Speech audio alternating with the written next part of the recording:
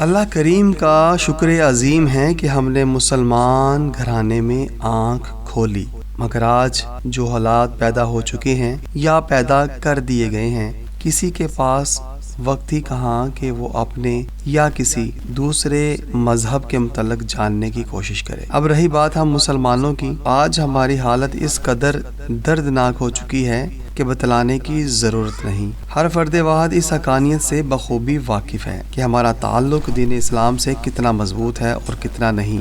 اغیار کی تعلیم کا غلامانہ فرسودہ نصاب پڑھ کر صرف دنیا ہی دنیا اب تو پیش نظر رہ گئی ہے۔ اسلام کا روشن چہرہ ہماری ہی غفلت کی وجہ سے دھندلا ہوتا جا رہا ہے۔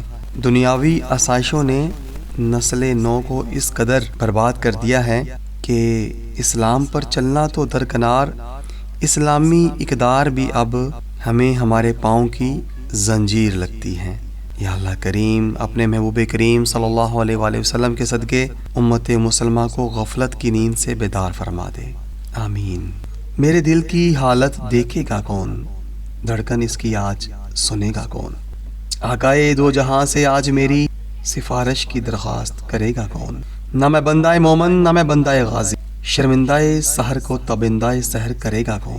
نہ میں عمل سے ہوں نہ میں علم سے ہوں، مجھے ذوق جنوں آج کرے گا کون۔ میری دھڑکنوں میں آج بس رہا ہے جو، مجھے آشنا اس سے کرے گا کون۔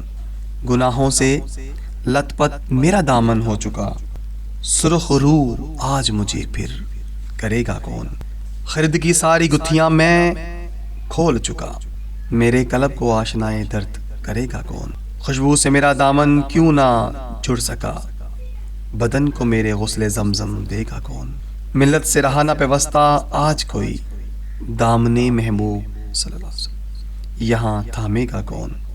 کوئی ہے جو بنے ملت کا پاسباں، مرد مومن آج یہاں بنے گا کون۔ دین حق کا جو پرچم پھر سے اٹھائے، دستے بازو وہ زاہد کا بنے گا کون۔